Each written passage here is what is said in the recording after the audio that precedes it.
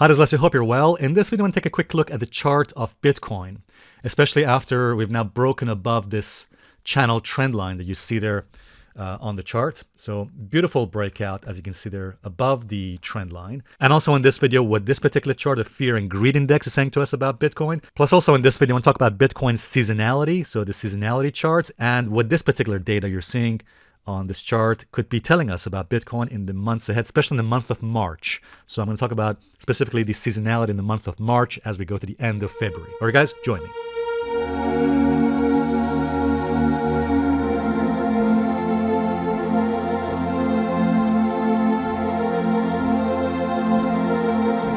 All right, guys, welcome back. Now, before we begin this video, I think it's worth just pointing out that in the context, the bigger picture, if we just zoom out a little bit on the chart of Bitcoin, notice that Bitcoin has managed so far to retrace 61.8% of its prior decline. So that's the prior decline from the highs of 2021 to the lows of 2022. So if we were to do, so that's the decline, that's the drop there, and if we were to do the 61.8% golden ratio retracement, you can see that we're just above that. Just above that level. By the way, that's the level and target that I expected Bitcoin would come to. Last year in 2023, I was calling for Bitcoin to eventually reach this level of resistance near 50K or 48,500 approximately there. Now, you will see that Bitcoin has managed now, as we can see, there's a nice channel on this logarithmic chart of Bitcoin, and it's now broken above the upper part of that channel, broken that trend line, and that's typically called a throwover, by the way. So in technical terminology, this is often called a throwover when price breaks above the upper part of a channel, the trend line there. And interestingly, Bitcoin managed to just recently hit my first target. Our first target at 53K was reached just, I believe it was yesterday. So there it is. I was waiting for this level to get hit at 53K. Let me play for you what I said on Bitcoin in the member videos as Bitcoin was forming this pattern you're seeing here. So let me play for you a very short clip of what I said in the member videos back in late January or early February, and we'll come back. Here's the bounce. The bounce, as explained, has been made up of 5 waves. 1, 2, 3, 4, 5. We've got a 5-wave bounce. Very good. So this could be a smaller degree wave 1 of the larger degree wave 5 rally to higher levels. So that is at the moment my higher probability scenario for Bitcoin. I think the likely bottom is in for Bitcoin given the strong bounce, an impulsive bounce from the support. As long as the next pullback stays above this region, I'm looking for this bounce and rally to continue to higher levels in the 50K to 53 to 57K levels. We had a MACD crossover on the daily chart very recently. And that, when it occurs from below zero, that's typically a very bullish sign for the market, actually any market, but Bitcoin or indeed the stock markets. All right, guys, welcome back. So as you heard in the member videos, when Bitcoin bounced off the support level at the 100 EMA and then formed this impulsive rally. So, and by the way, we did this also with a MACD crossover. You may recall my video back in, it was late January when I actually mentioned this MACD crossover from below zero, and I said we should wait for a 3-day time period just to confirm that this is not a false signal. All right, guys. So, and we can see it was not a false signal. We managed to stay above support. Support was 40K, and we rallied nicely as I expected. Again, because this initial move, because this initial bounce was impulsive, a 5-wave bounce, that increased the probability we're likely bottoming here, and with the help of the MACD, increasing the likelihood of a move to our next target at 53K, which we reached, by the way, very recently. By the way, I want to mention that when I use the word bottom, I don't necessarily mean that Bitcoin has bottomed forever, for the long term. No, it's possible that at some point this year, maybe by the end of this year or next year, perhaps Bitcoin will come back and retest that low. So when I use these words like bottom or top, I don't necessarily mean that it's forever, for the long term. We're always using these words in the context of a certain time period. Now, what is interesting is as Bitcoin hit that level at 53K, Bitcoin has managed to get rejected from that first level. And by the way, notice that the MACD appears to be almost about to cross over again. So we had a bullish crossover here from below zero. There it is. That happened back in late January. But now it looks like that MACD could be potentially about to cross over in the negative direction. We shall see. But that's an interesting situation there. But let me also now point this out. So some people said that Bitcoin has not reached euphoria stage. I find that very strange. For example, when I published my recent video on the stock market about how we reached overwhelming levels of greed, Some people were saying to me, well, that does not happen on Bitcoin. That is not true at all. You will see that according to this data from alternative.me, I took the screenshot yesterday, and we can see that even though we reached levels of greed last week, we were in levels of extreme greed. Okay, so we have, I think, in my view, reached a reasonable level of euphoria.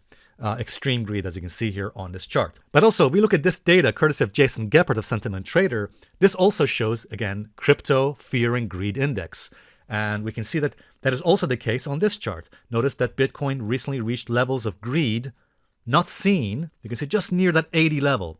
Okay, just near that 80 level on the fear and greed index. High levels of greed. And we can see the last time these levels of greed were reached were really back in the later part of 2021.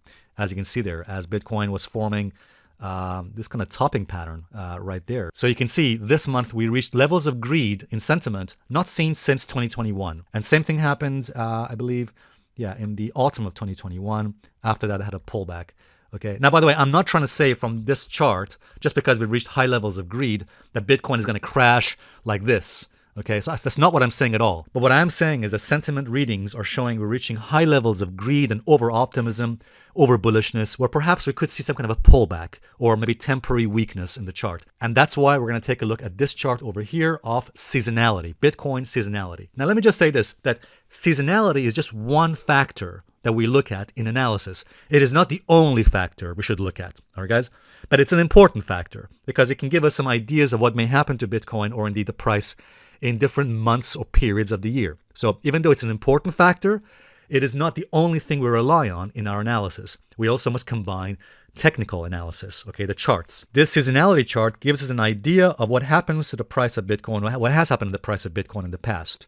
And we can see we're tracking different years. The black line, by the way, is tracking where we're at right now. So the black line happens to be the current year. Okay, and these different colored lines are previous years. Okay, so really what I'm looking for is I want to see what the kind of general trend is in the month of March, or specifically towards the end of February going into March. Okay, so I'm looking this time window. As you can see, this is February and that's March. Okay, and I want to see what generally seems to happen towards the end of February as we go into March, this kind of time window here. And we can see that generally the trend over the last several years has been down or weak. In other words, as we head towards the end of February, going into March, there seems to be a period of weakness in the price. Now, of course, that's by no means a guarantee it's going to happen this time around, but it's a factor we need to look at. So general trend as we head towards the end of February and into March is negative. And actually, this chart shows it even better. So this chart is courtesy of stockcharts.com. And again, we can see in the last 5 years. So I'm going to track first the last 5 years here, going back to 2020. And we can see the average actually, this chart does not show a big drop in the month of March. That's February, this is March, not a big drop. So what I'm going to do, I'm going to go back a few further 5 years. Let's go back a bit. Okay, there it is. That's better. So I'm now tracking the period from 2018 to 2022.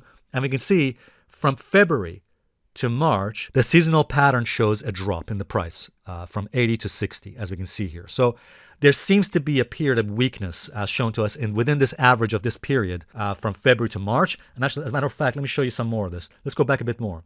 So, okay, we can see a more pronounced drop from February to March. And in fact, let's go to the month. Yeah, so this is the period from 2016 to 2020, and you can see a much more pronounced drop here within this period. Again, so statistically, the past performance of Bitcoin within this time window from the February month to the March month is a big drop you can see here. So significant drops in that time window.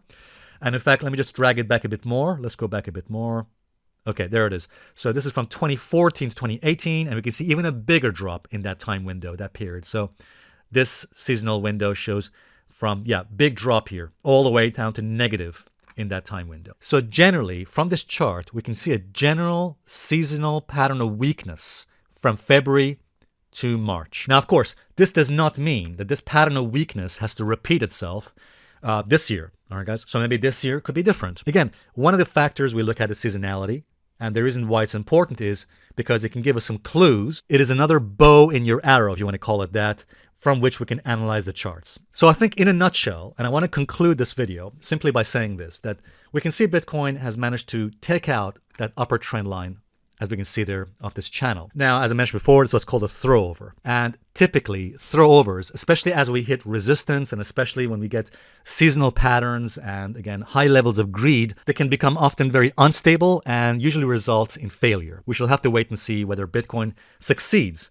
So the big question right now is Bitcoin going to be able to stay above this trend line support, this upper trend line support that you see there? Because if it cannot, and if it fails to stay above this trend line, and if the throwover gets confirmed, then it may produce some weakness. Now, some of you have been asking me, well, what about the stock market? Because in my recent video, my last video, I talked about the stock market and how we could see a pullback in the stock market in the next several weeks as we head into March. And some of you were asking me, well, could the weakness in the stock market translate to weakness in Bitcoin? I think that's quite probable because Bitcoin and the stock market often move in tandem. Often they're highly correlated. So yeah, I think should we see some kind of weakness in the stock market in the next several weeks, which I think is quite likely as we head into the month of March, then as we've seen, from the seasonal patterns just looked at in this video, from this chart and also this important chart, and how there's a pattern of weakness from February to March, and also the fear and greed index that we looked at here as well, then I think the odds are increasing for some kind of a short-term temporary weakness as we head into the month of March. Now, I'm not saying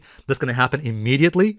We shall have to wait and see if Bitcoin can hold on to this trend line support or not. At the moment, it's hugging, as you can see, as I'm making this video, it's hugging that trend line support quite nicely. So at the present moment, as I'm making this video, bulls have some degree of control, all right, guys? And we may potentially push a bit higher to the next target. And we'll talk about the targets in the next member video.